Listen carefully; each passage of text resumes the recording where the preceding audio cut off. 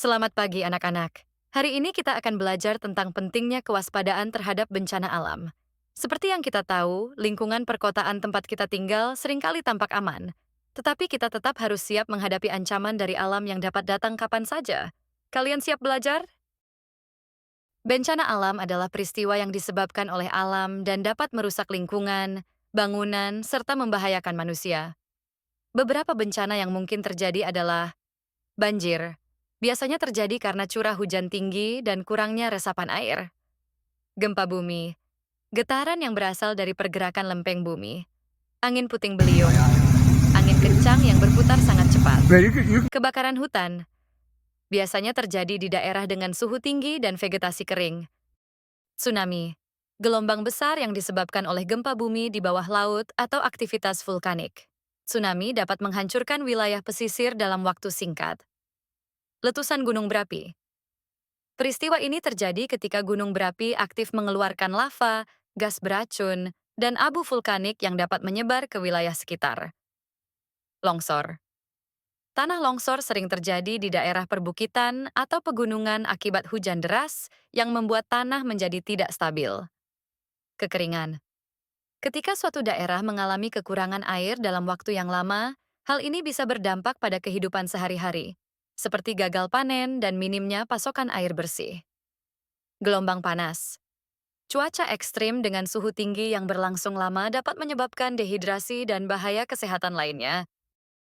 Semua bencana ini memiliki karakteristik yang berbeda, tapi ada satu kesamaan. Dampaknya bisa sangat besar jika kita tidak siap. Oleh karena itu, mengenali jenis-jenis bencana alam adalah langkah pertama untuk menjaga keselamatan kita. Anak-anak, coba kalian pikirkan, dari semua bencana yang disebutkan tadi, mana yang paling mungkin terjadi di daerah kalian? Setelah ini, kita akan belajar tentang cara menghadapinya. Saat bencana datang, langkah pertama adalah tetap tenang. Mari kita melihat video langkah-langkah penyelamatan tentang bencana alam.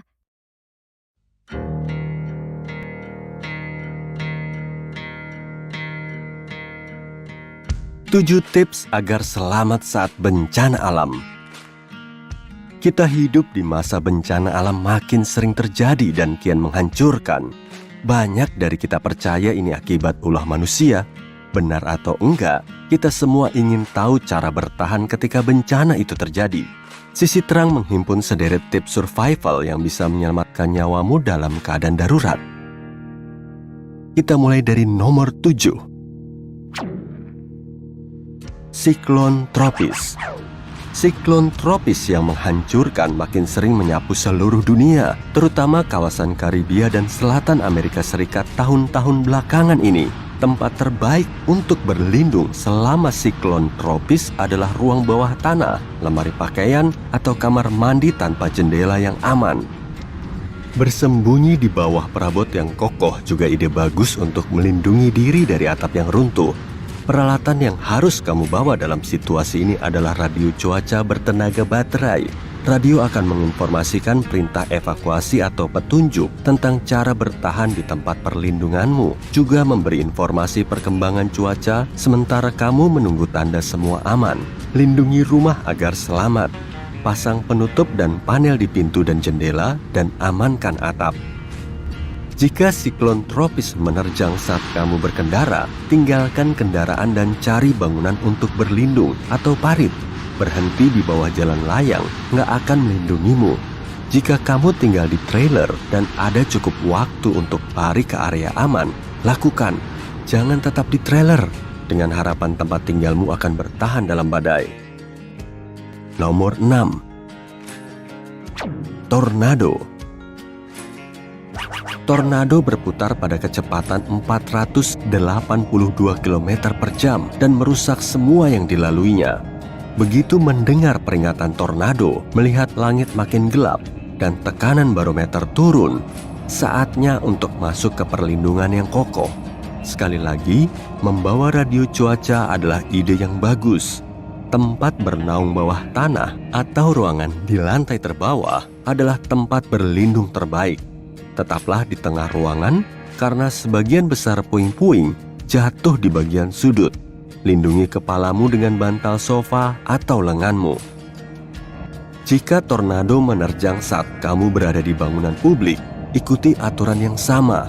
Kamu harus tetap merunduk serendah mungkin. Hindari jendela dan tempat-tempat terbuka seperti auditorium, gym, dan aula luas. Meja dan bangku bisa memberi perlindungan tambahan jika kamu berlindung di bawahnya. Mengalahkan kecepatan tornado adalah mustahil. Tornado bisa dengan mudah mengangkat mobilmu, dan mobil tak akan bisa melaju cepat dalam tornado. Jika waktu untuk berkendara ke tempat perlindungan terdekat nggak cukup, hentikan mobil di area terbuka tanpa pohon atau objek yang bisa menimpa. Tinggalkan mobil dan berlindunglah di parit atau berbaring rata dengan tanah dan lindungi kepalamu dengan lengan. Hati-hati dan tunggu tornado berlalu. Tinggalkan bangunan rusak begitu kamu diberitahu keadaan di luar sudah aman. Nomor 5. Tsunami. Gelombang laut raksasa yang ditimbulkan gempa bumi atau longsoran bawah air disebut tsunami, dan ini berbahaya. Tsunami muncul dengan jelas di area pesisir.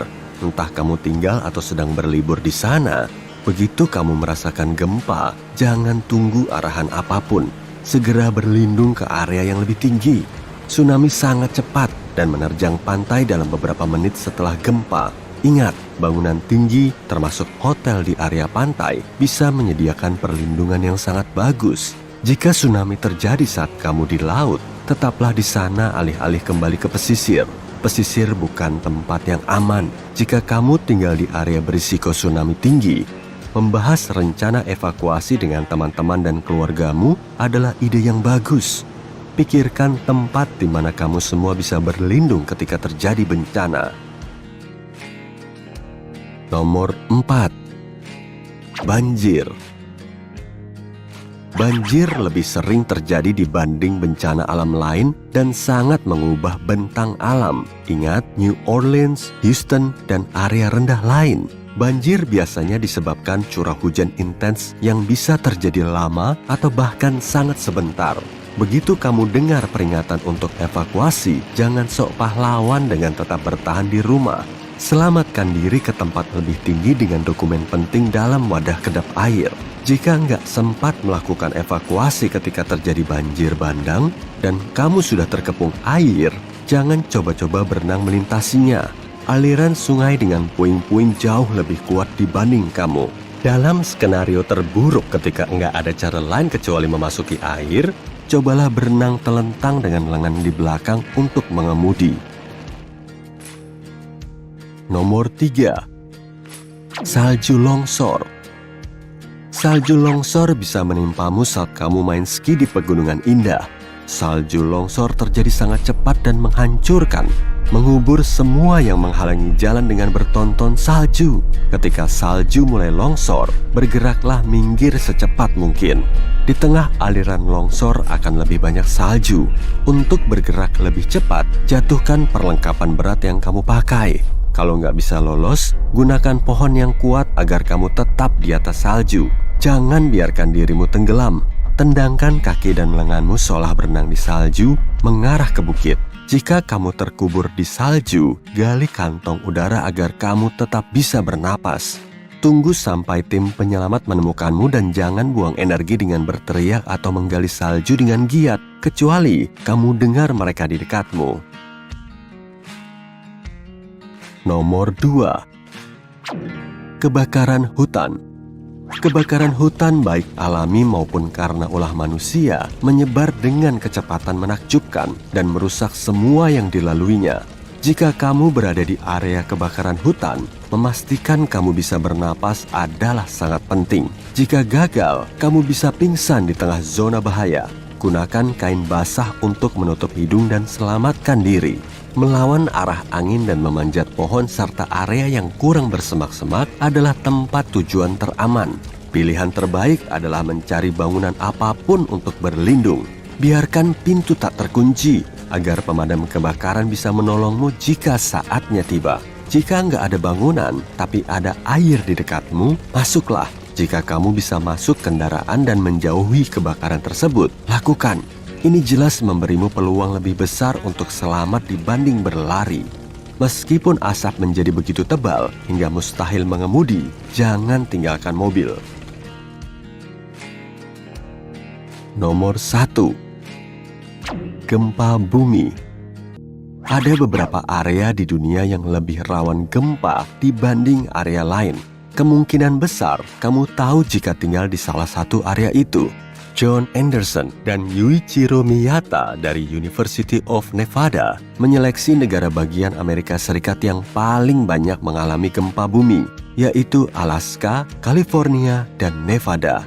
Namun, gempa bumi dengan keparahan lebih tinggi atau rendah bisa terjadi dimanapun. Mungkin kamu nggak akan cedera karena guncangan itu sendiri, tapi oleh benda-benda yang jatuh menimpamu. Pastikan pesawat TV dan rak-rak bukumu aman di dinding. Perabotan berat juga harus berdiri kokoh di lantai. Tempat bingkai foto dan cermin bukan pas di atas ranjangmu. Jika mulai terjadi gempa dan kamu di dalam rumah, tetaplah di posisimu. Para ahli bilang, ketika terjadi gempa, kamu harus menjatuhkan diri ke lantai, merangkak ke kolong meja, melindungi leher dan kepalamu dengan satu tangan, dan berpegangan dengan tangan yang lain. Seluruh tubuhmu harus di bawah meja. Jangan coba-coba berlari keluar bangunan. Bagian luar bangunan adalah salah satu tempat paling berbahaya. Jika kamu nggak punya meja, coba merunduk serendah mungkin. Lindungi kepala dan leher dengan kedua tanganmu. Jika kamu berada di luar saat bencana terjadi, tetaplah di area terbuka, jauh dari apapun yang bisa jatuh menimpamu. Beberapa aturan bersifat universal untuk kebanyakan bencana alam. Kampanye nasional bernama READY dimulai di Amerika Serikat untuk memberitahu masyarakat tentang cara bersiap-siap dan bertahan dalam berbagai situasi darurat.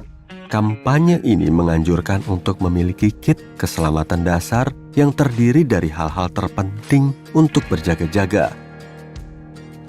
Ingat, kamu harus punya cukup bahan makanan, air, dan kebutuhan lain setidaknya untuk 72 jam setelah bencana. Kebutuhan lain termasuk radio cuaca bertenaga baterai, lampu senter, kotak P3K, peluit, masker, perlengkapan sanitasi pribadi seperti tisu basah, tang, pembuka kaleng untuk makanan, peta areamu, dan ponsel darurat dengan baterai cadangan.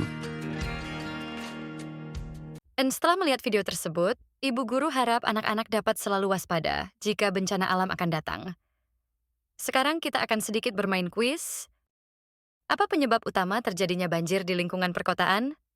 A. Pergerakan lempeng bumi. B. Curah hujan tinggi dan minimnya resapan air. C. Suhu udara yang sangat tinggi. D. Angin kencang yang berputar cepat. B. Curah hujan tinggi dan minimnya resapan air. B. Curah hujan tinggi dan minimnya resapan air. Anak-anak, kita telah belajar tentang jenis-jenis bencana alam dan bagaimana cara menghadapi situasi darurat. Ingat, kewaspadaan adalah kunci utama untuk keselamatan kita semua. Sampai sini pembelajaran kita hari ini. Tetap waspada, selalu siapkan diri, dan jangan panik saat bencana datang. Sampai jumpa di pelajaran berikutnya.